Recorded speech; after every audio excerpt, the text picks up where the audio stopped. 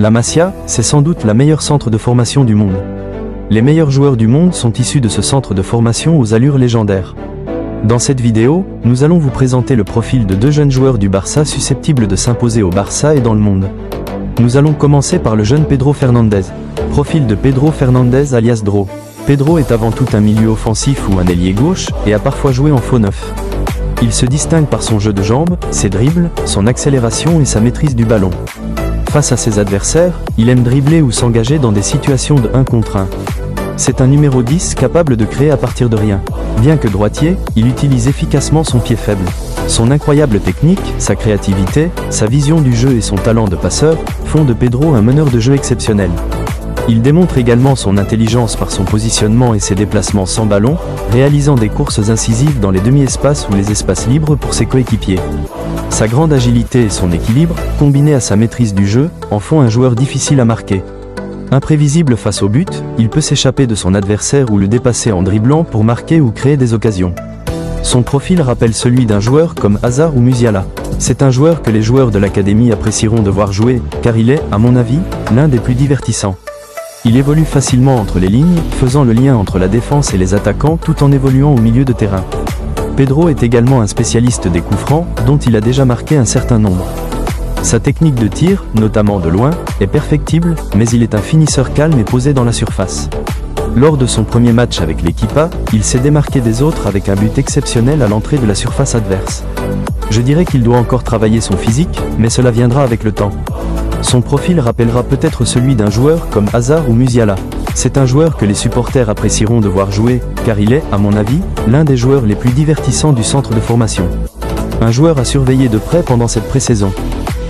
Le deuxième joueur est le latéral Geoffrey Torrent. Profil de Yoffre Torrent. Geoffrey est un arrière-gauche qui, durant sa jeunesse, évoluait également au poste d'ailier gauche. Doté d'une grande accélération, il se sert de son adversaire pour remonter le ballon, un peu comme Alejandro Bal.